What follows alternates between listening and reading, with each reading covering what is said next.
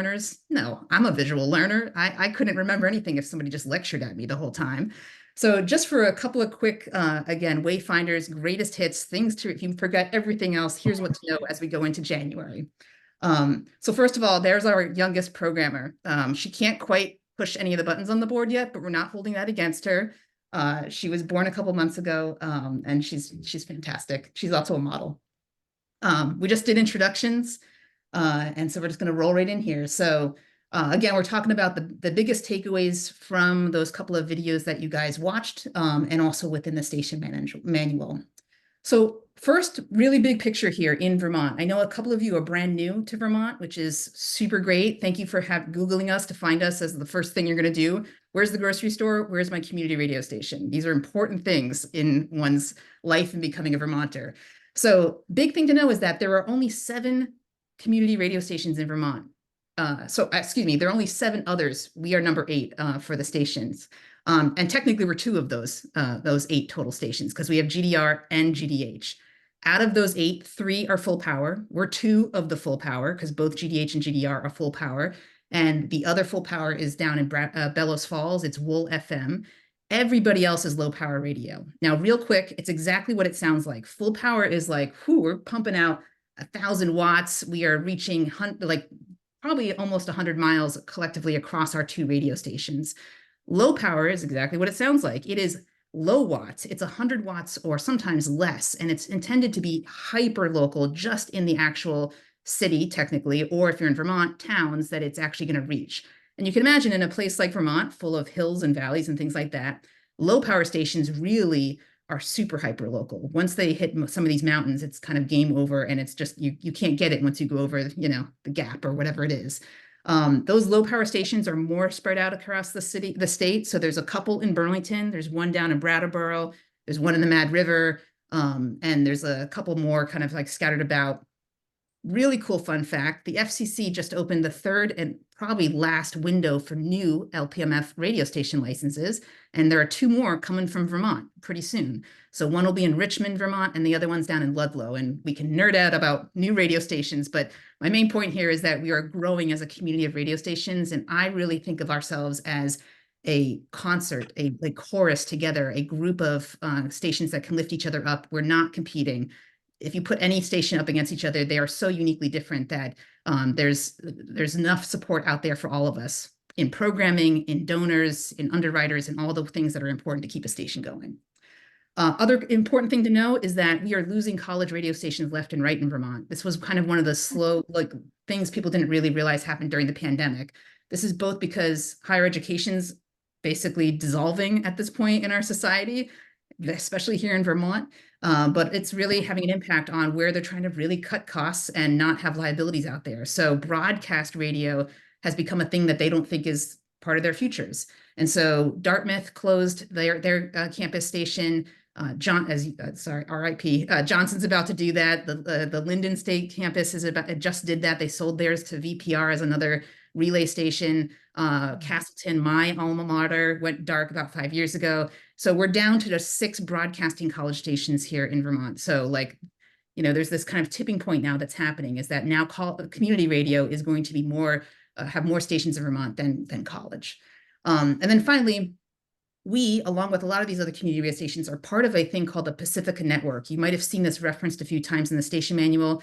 That is quite literally how we fill the air here on in any given schedule. There's no way that we could have, 24/7 schedules filled with overnight shifts of local people, local live. If we were in New York City, we probably could pull that off, but not in rural Vermont. So we'll talk more about syndicated shows at another point in your journey here, but just know that that's our kind of affiliate, if you will. And that's mostly famous for Democracy Now! Is the anchor show for Pacifica Network.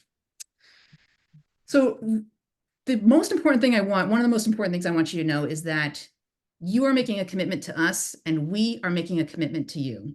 There are a finite number of slots on the air at WGDR and WGDH. And so having a slot is really important to commit to making sure you do your show each and every week, or you find a sub, or eventually we show you how to do a pre-recorded show, or what we call an evergreen show, a show that can kind of sit in our little computer that runs a lot of these like recorded and syndicated shows, and it plays if like there's a gigantic snowstorm, or if a road gets flooded out, like we're avoiding dead air essentially. And listeners are able to count on hearing your show.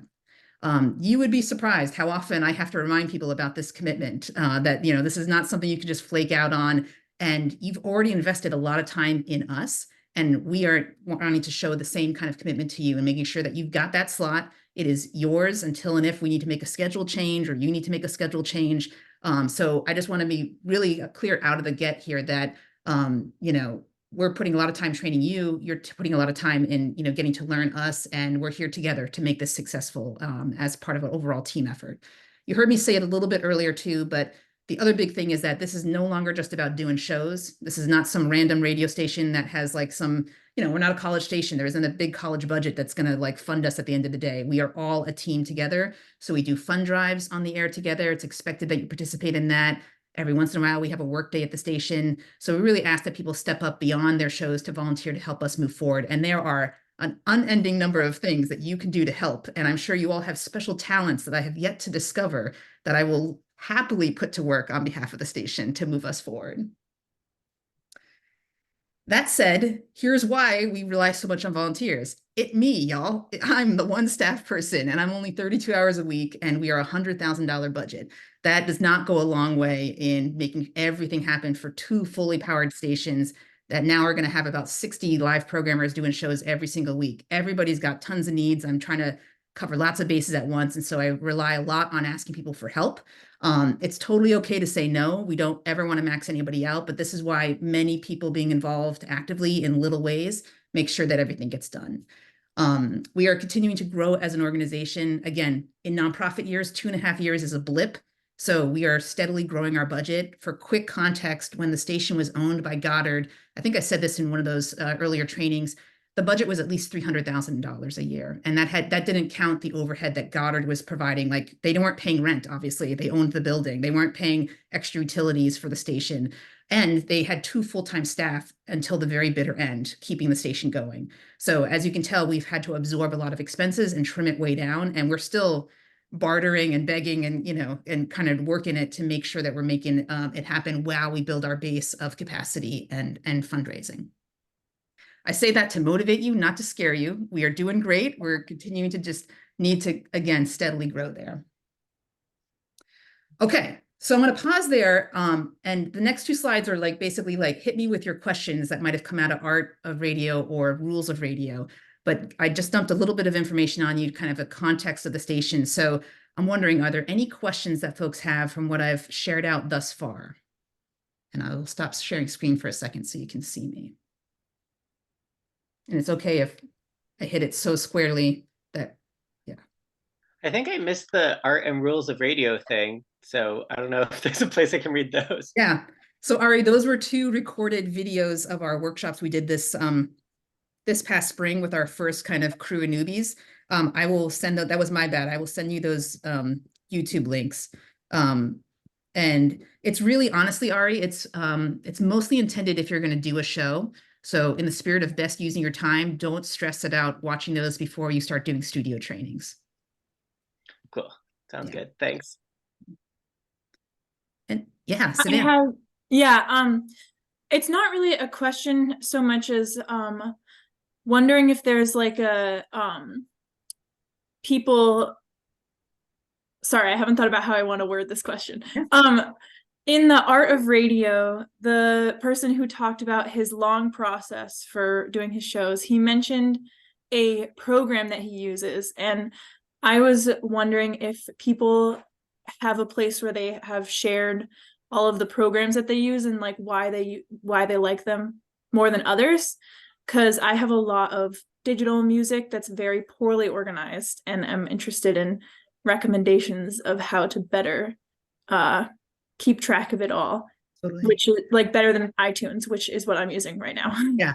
So first of all, iTunes is how I organize my digital collection. And I totally agree. It is not the best. And every time they do a horrible, I feel like the person who failed UX in school was assigned iTunes at Apple. I'm just going to say that out loud. It is the worst program. And if you stupidly became a Mac user 15 years ago and you locked yourself into it, it's like, best of luck to you. Like, you know, I'll send you a box of tissues. Like, so here's how I'd answer that. So Bill Hahn was one of the people you guys saw in the Art of Radio. So Bill is like, if I describe somebody who was like, spent a lot of time nerding out, making systems, spreadsheets, the whole 9 yards. I mean, Home Slice knows exactly how many shows he's done on GDR. That's like the level of detail that he is into for this.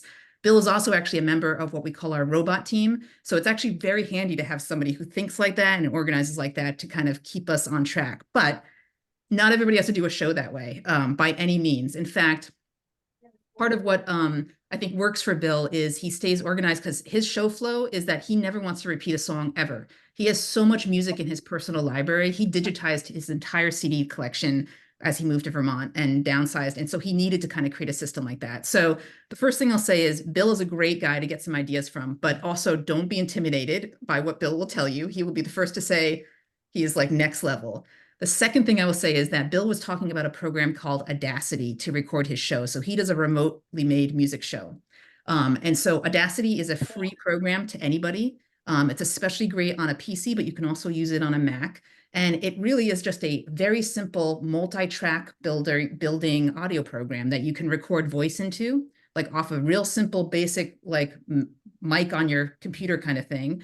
Like even off of headphones, frankly, can even be good to get you going. But you also would multi-track by dragging in digital tracks into that. Now, this gets more funky if you're like a stream user, right? So if you stream your music and you just take advantage of having a subscription, which again, I want to be very clear, that was one of the things that in the middle of our training in the spring, we had a policy that was like, no streaming whatsoever. If you read terms and conditions, you could get in trouble and get sued. And I like pushed on our board a little bit. I said, but it's technically for the individual user. It's not about broadcasting because we pay all of those prescription or those subscription fees to BMI and ASCAP and these other places you'll hear about often in order to play any recorded content out there. Like we are covered for that. So unless somebody's saying, yo, I'm playing off my Spotify right now, my title skip, you know, like account is skipping, no one's ever going to know. So in the spirit of don't say anything, that's where that comes from. Is so if you were going to organize yourself in kind of a streaming service,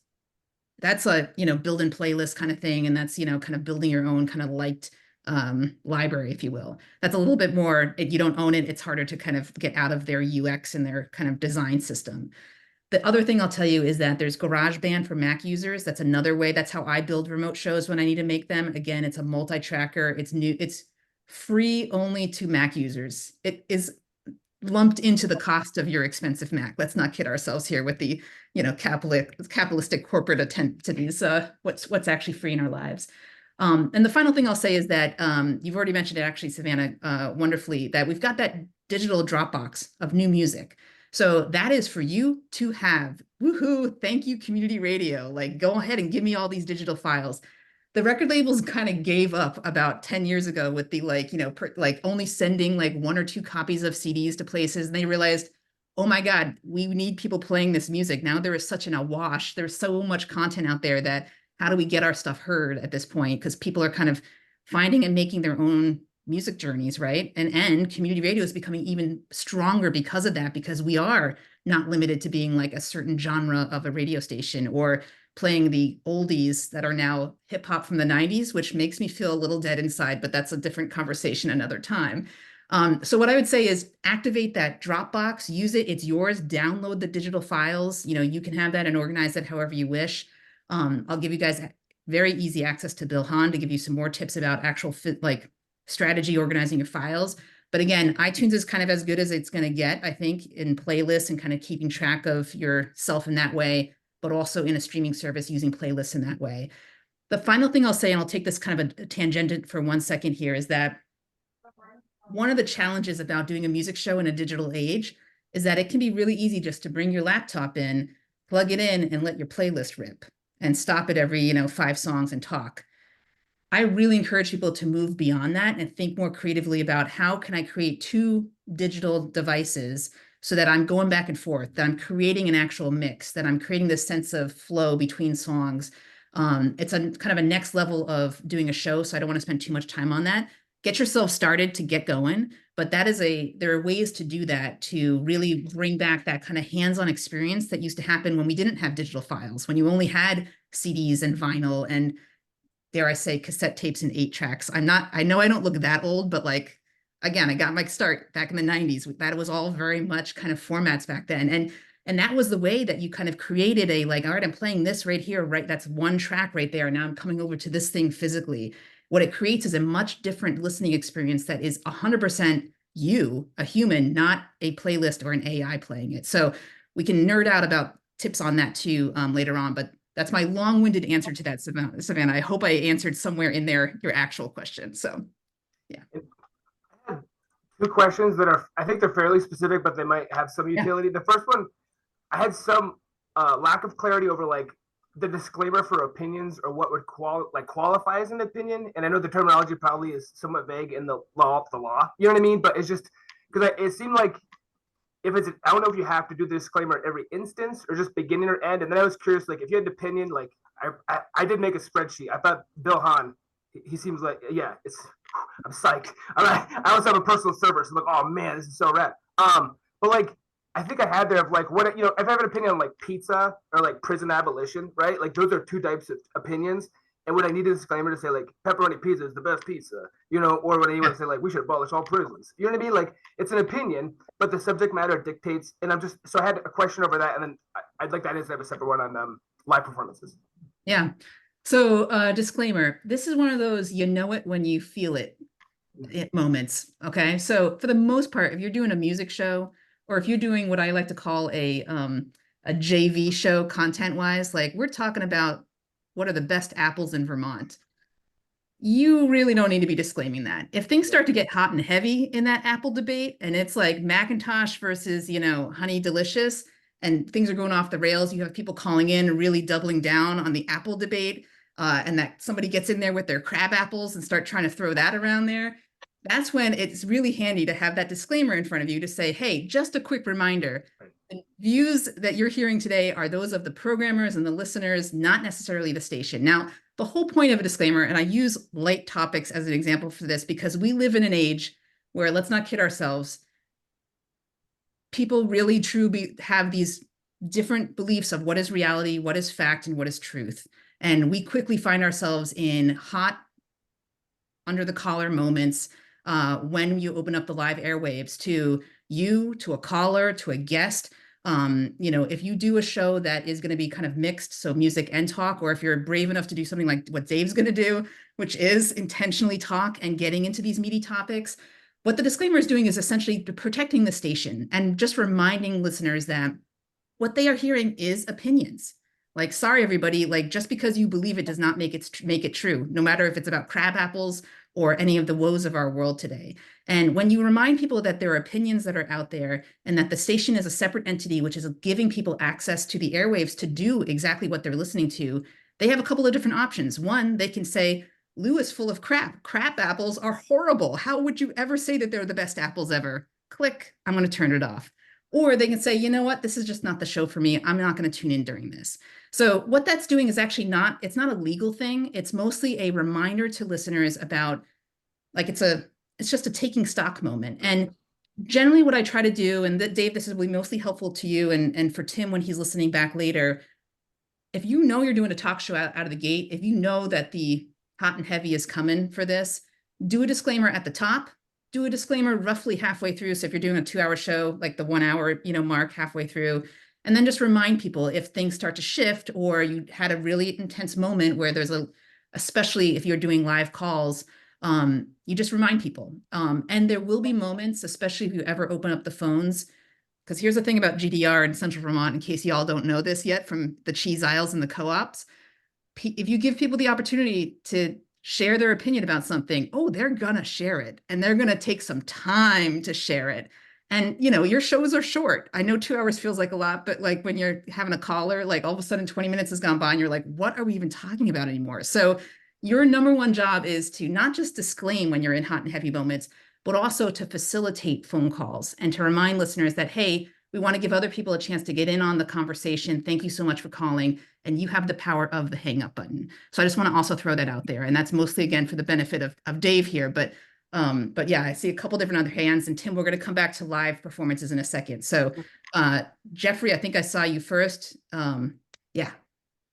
I'm just curious. I want to make sure I'm not getting in over my head.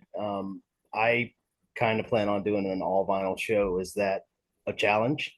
No, here's the deal. Music people are look, I do a music show. I'm like, disclaimers, not today, kids. You don't have to do it for music. No. It's I'm just not, no. I'm not talking about disclaimers. I'm Oh. saying like the actual function of being queued up and ready to go. 100%. Yeah, you can. Yeah. No problem. Yeah. Hobbs' show is all vinyl. I'm sure. I actually think most of Eben's show is all vinyl. So yeah, that is very easy to do. We've got two record players in the station with a mixer. Yeah. I don't have an iTunes. I don't have digital music. I may have like 8 scratch CDs that I listen to over and over in my car. Like my kids are like, if you play that Bob Marley CD one more time, I'm gonna strangle you. So I'm not gonna go that route, and I'll probably write down my set list so I don't double track songs. I mean, I'm much more of a tactile type person. You are old school is sometimes the most simple, lovely way to do it. Honestly, don't overthink it. And this is true for even if you're doing digital shows, y'all. Don't overthink it. You can play a song every week if you wanted to. Like, it might get a little boring for listeners, and you're going to hear it, by the way, again, from listeners. But we also have this great tool called Spinitron, which I think was mentioned at some point. This is the only time you will ever hear me praise AI, okay? For real. Like, I don't think it works for anything else except for when you're trying to save yourself time doing a live radio show. Back in the day, kids, we used to write on pieces of paper our entire playlist at GDR especially, and you'd submit it to the music director, and they would manually go through it to report the #1 plays of the week to all the record labels. How much we have grown in 30 years. The Spinitron system is listening to the radio station for us, and it's logging it for you. And it gets it right about 95% of the time. The 2 tips I'll tell you about Spinitron, though, is number 1, it really pays to be actively on your playlist during your show to make sure it doesn't miss something or get it wrong. It does happen, especially if you're going to be doing obscure deep cuts of anything. You're going to want to be in there fixing it, because it's a tool that your listeners are using. And I encourage people to often say, hey, if you missed anything, go back to the playlist. You can check out what you heard there. And it's really a nice tool for programmers, but frankly, it gives you your ability to what we call front sell and back sell your playlist too. It's right there for you. You don't have to be writing it down, but if you want to pregame and write stuff out, please feel free to. Tom. Yeah, I don't want to put too fine a point on this, but I did find myself kind of wondering this while watching the videos, just following up on Tim's question. So I buy like all of my music from Bandcamp, or at least most of it. So if I'm like, hey, you can get these guys on Bandcamp or this band or whomever, I can't really say that, right? Well, you can. So this is a great real life example of the call to action, right? Everybody ringing a bell. So call to action is pretty straightforward. I am telling you explicitly to go do this. You have to go buy this right now, everybody. It is the best album ever. You have to. No, really, go do it right now. That is a explicit call to action. Generally, especially with music shows, and sorry to pick on music shows too much here, but if you say, hey, the Beyonce album just came out last week, you can get it wherever you buy your music. Like, that's the way to kind of talk about going to support it. You can find them on Bandcamp. You can find them on SoundCloud. You can basically wayfind people. That's how you do it. It's like, hey, if you want more information about this, go to. You'll start to hear that in how people talk about it. Now, we are not misers about this unless it's an explicit call to action. Again, go buy those crab apples, go buy the Beyonce album at this specific place. That's where you're starting to veer into very clearly call to action. The other side of call to action is when you're personally going to benefit, right? So that's the self-promotion thing. So just to use that as a quick example. So say I'm in a band with Beyonce. I'm just going to keep going with this Beyonce thread for you. And, we're playing Higher Ground. And I'm just going to let Thomas back in here. Got kicked off. I can't say, hey, me and Beyonce are playing Higher Ground. Go buy tickets. Or I can't say me and Beyonce are, playing Higher Ground, come on by, even though that's not necessarily a direct call to action. I'm potentially going to benefit financially because I'm telling you about this show that I'm in. Now, if, Dave had me on the show and we were talking up this, show that I'm part of and this band, that's different. That's not my show, using my show specifically for self-promotion. So that one is also a little bit of a gray area that we're trying to evolve in and figure out how that fits.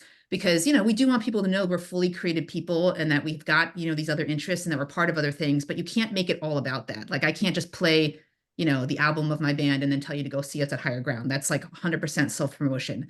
I could play one cut off of that and say, hey, I am in this band you just heard.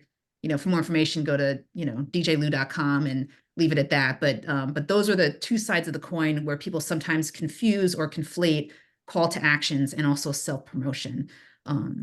So I have a question. Yeah, Dave. About obscenity. When a caller is on the phone, or even an interview person, someone you're talking to about, you know, you've lined up to talk to about a subject. And this happened to me on WDEV a couple of years ago when I was hosting there. I was talking to a couple of Black Lives Matter activists from UVM, and one of them used the term, I think I can say it here without bugging too many people, but the term was fuck shit. I had never actually heard that compound before. I'd heard the constituent parts before, but I'd never heard it in combination like that. And I was a little concerned, and WDV doesn't have a, you know, a 7-second delay button or whatever. I don't know if GDR does.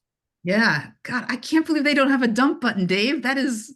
It was like, wow, you know, I'm on the tightrope here, live radio. Yeah. And this person's talking about fuck shit, and I'm like, what do I do? Yeah. I just ignored it, and nobody ever complained about it or raised it or anything. Thank you. But I was kind of taken aback just a bit. So Yeah. wondered what we do here. Yeah, so I won't go into the depths of obscenity and indecency because that's definitely an FCC thing. People have learned to live in fear of this, but I will assure you that it's another one of those, you know, when you're in it. So real quick, obscenity is swears, and it's really technically only the stupid 7 ones that they anointed back in the 70s in their patriarchal, sexist kind of ways about what they chose made the list and what didn't. Frankly, I think the N-word should be on there, but like, who am I? Just maybe a person living in the 21st century. But indecent stuff is like sexually explicit, really raunchy kind of content. I feel less concerned that that's going to happen in a talk show or even in a music context, but that stuff technically is okay in our safe harbor hours. So the 10 p.m. until about, I think it's 4 a.m. We're not really a station that actively does that, but that's where I would kind of like banish a really raunchy show, for example, if I ever had to. The obscenity, so the swears, if that starts to happen. So I have played a show, even in the last year, where I have accidentally played a song that had a swear in it. And it rolls and you're like having a heart attack for a moment. You're like, did that actually happen? And then like a minute later, you're like, well, what do we do now? So there is a dump bump button at GDR that is only helpful for people who do live shows. So it really behooves you, if you are doing a recorded show for any reason, to make sure it is edited. Because there isn't really saving it if you're not actually physically sitting there. Our dump button is 10 seconds, Dave. And it's a nice little red pleasing button that you just hit and you just erase time for 10 seconds of like, it's just, that goes away. Maybe it's in the meta universe. I don't know. I'll have to try it and see how, you know, it's kind of fun, but it's also a little disorienting, and your trainers will show you how that works. Now, here's the thing. I swear to God, the handful of times I've done a live show at GDR as a station manager, somebody has turned that damn dump button off, and I've always needed it. And so I go to push the button and I'm like, ooh, okay, well, you know, here we are, station manager, you know, screwing up live on the air for people. So the final thing I'll say, and this does not really go beyond this room here, is that the FCC is not in the business of policing stations for violating those 7 words. Again, if you show due diligence and it's not like you're then letting another song happen or the person go on and continue to swear, your due diligence is that it happened, you're moving on, or you acknowledge it and you say, you hang up on the caller. That's my favorite example, actually, is like somebody's like, you know, calling up and again, raging about their crab apples and, you know, drop the F-bomb and you're like, can't swear on the air, boom, you hang up and you move right on. So you don't even give them a second chance. You don't even give them a chance to apologize. If you're in the room with somebody and they, you know, swear, so the example that you had about the Black Lives Matters, I would acknowledge that. And I would say, hey, hang on, I just have to interrupt you. We can't use that kind of language while we're talking. Sorry, listeners, we're going to keep moving on. Because that's your person in front of you, right? And so you're actually on the phone, but yeah. Yeah. So the phone is a little bit different because it's like, that is a, you know, you're always kind of high wiring it with callers. Your person in with you, it's always good to pregame them and remind them that, you know, please don't swear. And the swears to stay away from are generally weird, you know, so I actually never give them the 7 words. I just say, hey, let's remember that we're, trying to be professional here together on the station, and there are kids listening. Now, I say that also having a 6-year-old at my house that swears like a sailor. So that's actually a worse example the older he gets, but here we are. But yeah, Okay, the dump button help. on this obscenity topic, just one more. Yeah. You're playing a classic tune like Dylan's Hurricane. There's a line in there, I think it's something like Reuben Carter and a couple friends were out driving around. They had no idea what kind of shit was about to go down. Is that something you'd hit the red button for that? I am not a fan of live edits. You're describing a live edit. Okay. It takes years to kind of sit there and hover and catch it. And you, what you're going to end up doing is like missing it most of the time, and then trying to get over to the dump button, and it's a shitty listening experience. There you go. There, I'll use the swear right there. So I either suggest that people come in with something pre-edited, and you actually, in this day and age with digital stuff, you can edit your own stuff. It won't sound amazing, but you can edit it if you really, really feel like that song must be heard by people. And I will just manually take out the couple fucks that are in there. I've been known to do that, but I generally just say, don't roll the dice. And here's the thing, at the end of the day, again, if you are all showing due diligence that you're trying to stay within the bounds that we've set of our station policies, FCC wise, DMCA wise, any other A wise, that is enough. But if I ever have a programmer who's clearly just like throwing caution to the wind and is constantly playing stuff that is like questionable, that's where you and I are going to have a conversation.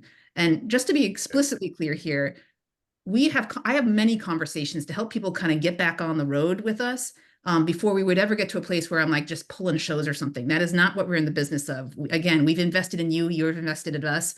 We want to help you make great radio that's going to be good to listen to. And that's what this is about, is like, a good listener experience. So, if we had a bunch of swearing on the air, that's what is that even about? Like that's boring. Or if somebody can't get their thoughts together without being really, egregious in some sort of way, what is that even about? So I don't have any worries. This is also part of why we have a show application, guys. No, spoiler alert, is that we make you think about this ahead of time here so that it really starts to align in these kinds of ways that stay within these bounds legally and federally with the FCC rules.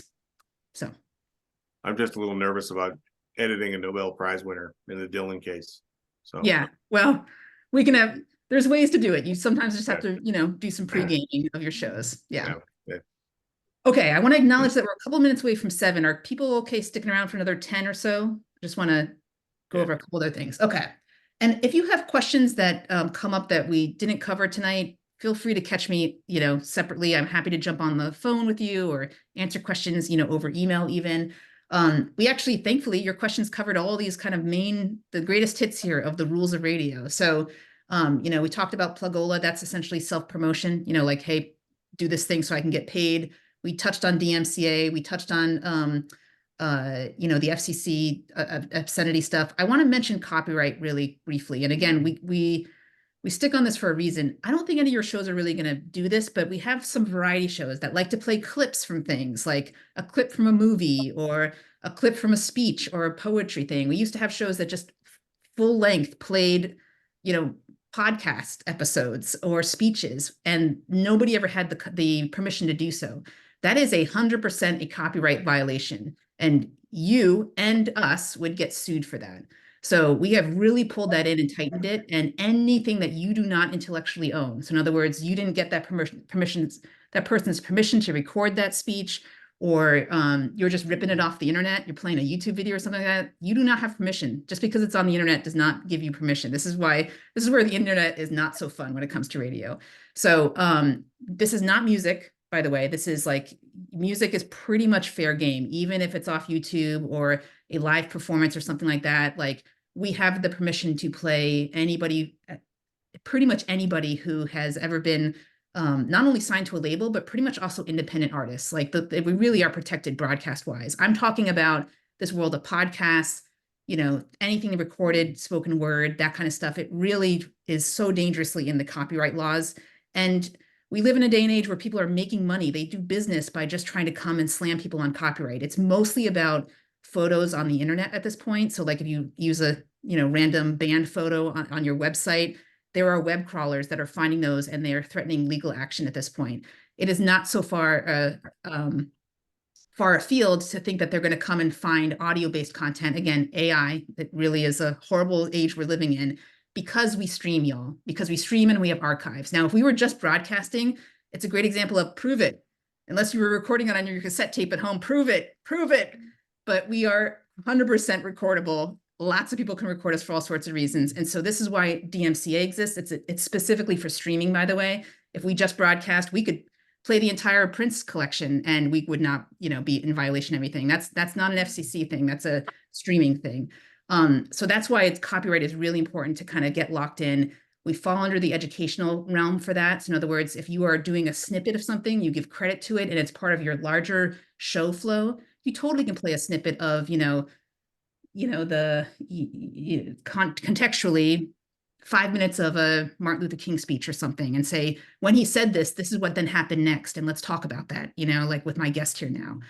Again, it's clips for context. It's not full content in order to be a show. And again, I argue here that that is within the line of having a good listening experience. Nobody just wants to hear some random recording you did, when you recorded it on your iPhone at a poetry slam reading. No offense, but that's not good radio. You didn't get the person's permission and it puts you right squarely in the copyright infringement area.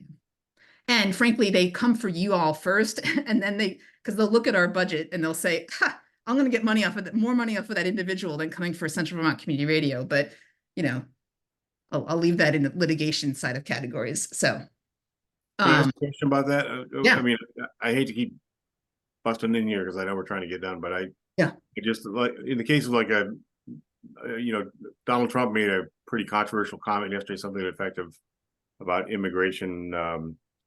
And if I see a clip of that on Twitter, can I grab that and put it out there? Just figuring, 100 different media outlets had it and it's floating around all over the internet. Is that okay or not? Yeah, so that's a clip with context and you would cite your source. So you can say, this is from CNN or this is, a clip from that I'm getting from such and such a place. Absolutely. And just for giving folks when you mean short, Lou, what the heck are you talking about? So 5 minutes or less is generally, within the realm of reasonable there. If it needs to be a little bit more, if we're talking 6 minutes, okay, but it needs to be so pivotally part of your show and the thing that you're talking about that, and then you're expounding off of that. You're getting into kind of an analysis of it or something like that. That's where it fits. Anything beyond that, and again, this falls. I'll pick on music shows again. If you're just playing a whole live, performance you recorded at Higher Ground, didn't get the band's permission, it's basically a bootleg, and we don't do bootlegs on radio. So. I'm realizing I also skipped. Speaking of live, I skipped over the live question that you had. Hold that live performance question real quick, and we'll come back to it. Is that okay? Yes. Okay. I'm I knew I missed something back in my facilitator head, but here we are. All right, so real quick back to our playlist or our PowerPoint, and I'll share this with you guys afterward too. So you've got again some references to the greatest hits, as I'm trying to say here. So again, we were talking about DMCA, copyright laws.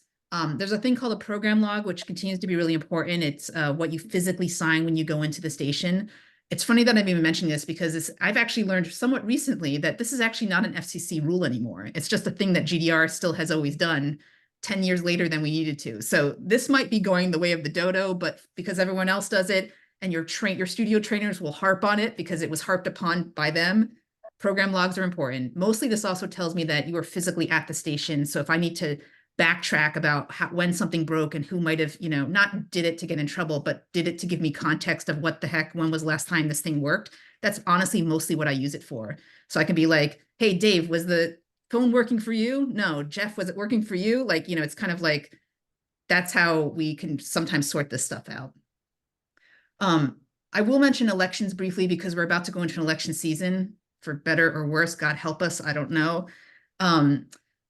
Elections, when in relation to broadcast radio, we need to have a record of any any candidate that we have on the air with us for any purpose. You do not have to offer equal time. That's another thing that's gone the way of the dodo. We just need to know who you had as a candidate on your show, what you briefly talked about, and we have to actually report that to the FCC, not in a bad kind of way, just in a we file reports quarterly with the FCC about certain types of content, and elections is one of them. So if you are finding yourselves for any having an elected person come on, that's what we need to do. Just know that, and that's why that's buried in the station manual with a little bit more explanation about that too. All right, so we talked about calls to action. We talked about free speech and opinion stuff. Journalistic integrity falls into some of those categories too. Again, cite your sources if you're getting into the opinion-based stuff. Prove it is what I like to call it. Prove it to me that you know what you're talking about. And we talked about obscenity and indecency. I want to briefly kind of start wrapping up here with the reminder about the collective care we started the conversation tonight with here. So this came about originally with COVID, but it really has become this much bigger topic for us. We do still have a COVID policy. It's kind of like illness 101, frankly. If you're not feeling well, find a sub for your show or have a pre-recorded show if you've got enough time to kind of prepare one to submit.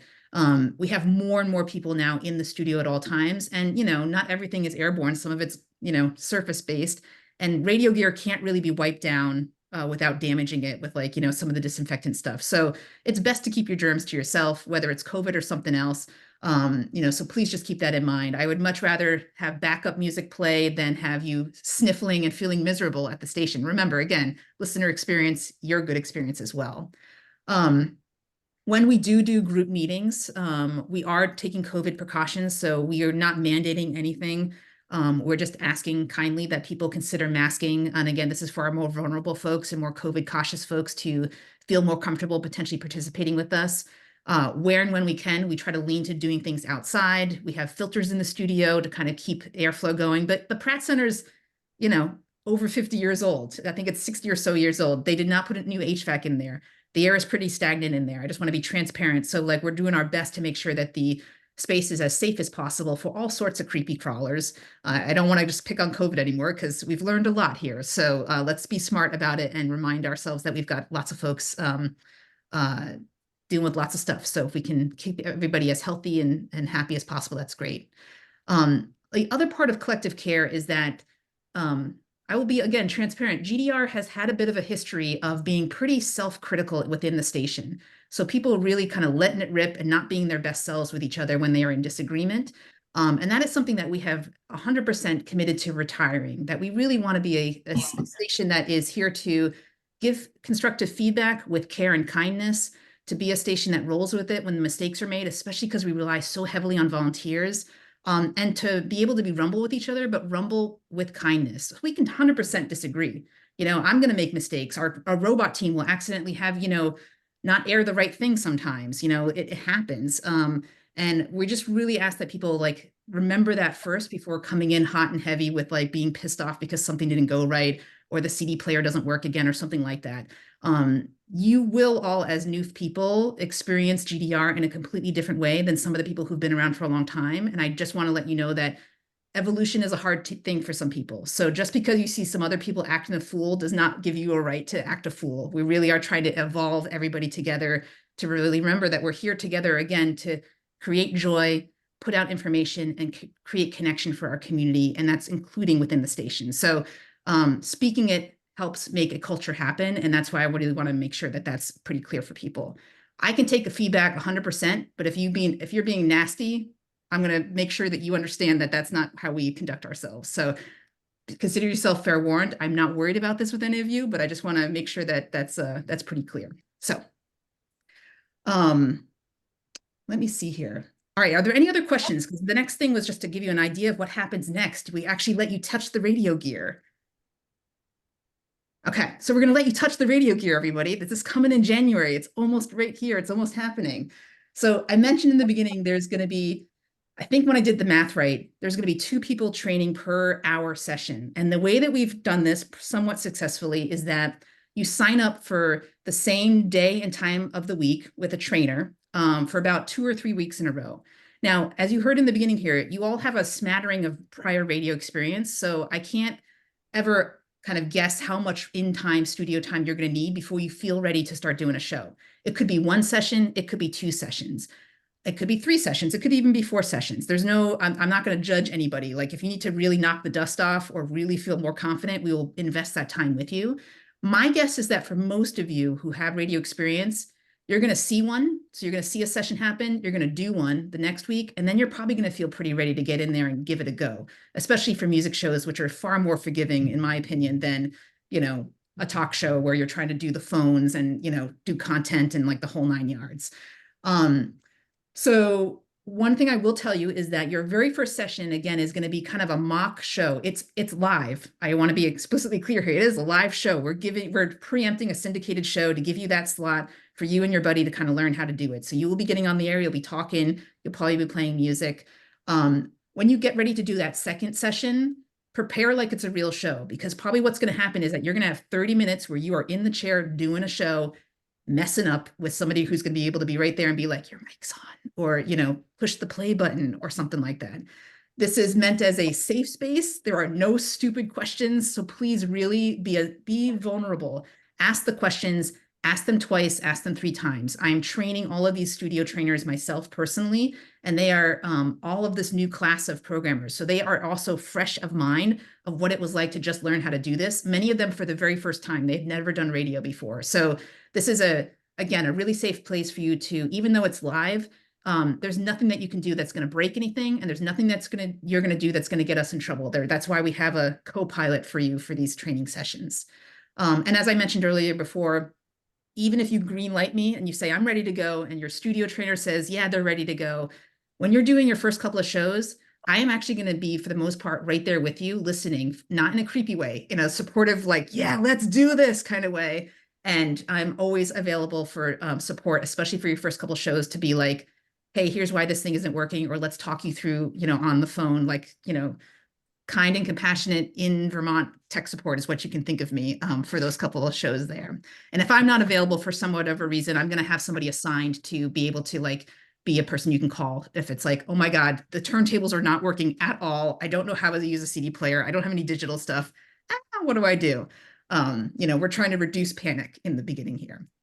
The last thing I'll say too is that radio is an on-time experience, okay? So it really will help, especially for your training sessions, but your first couple shows, to arrive early. So this isn't you can't get away with rolling in 10 minutes before you do this, especially in the beginning. This is all going to be new for you, and you're going to stress out your fellow programmers who know that you're new. And if they're watching the clock and they're like, oh my God, it's 10 minutes before the top of the hour, and where the heck is this person? So this is a combination first impressions, and this is a combination be your best friend here to make sure you're getting in there, you're settled, you get the wayfinding, because here's the thing. This is like a communal kitchen at work, y'all. Like, you might walk into that studio and find that something's not turned on the way it was last time, or something looks a little funky. You're going to want to give yourself a little bit of time to get settled. And it really pays off to give yourself a solid like 20, maybe even 30 minutes before your show starts to just kind of get ready and get settled. We'll get into this a little bit more detailed on an individual basis if you really are following another human being or trading off to another human being when your show's done, or if you're following the robot, aka the syndicated show. It's a little easier to do transitions if you're coming off the robot or going into the robot. But I actually think that it's better when it's human to human, because when you're new, you can be like, hey, by the way, how does that thing work? Or is that what? You're going to build a relationship with your predecessor, your people that are before you and after you. But being on time, showing up early, especially until you feel confident, I got to really emphasize that. We had some people who tried to wing it, and it's not a good starter experience there. And again, I'm going to send you guys these slides as reminders here. We already talked about all this with show flow prepping. It sounds like you guys are all already making spreadsheets and things about how you're going to do it, pull in music. That's great. We talked about Spinitron and Audacity. If you don't know already, we have archives. So they're publicly available for 2 weeks on our website.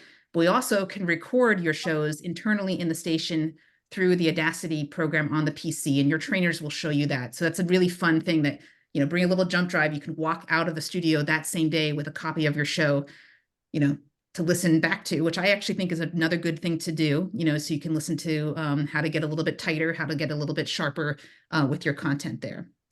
But that is it, y'all. I stole an extra 15 minutes of your time. I'll send you a little to-do list basically of a homework assignment, which is, let me stop sharing screen here.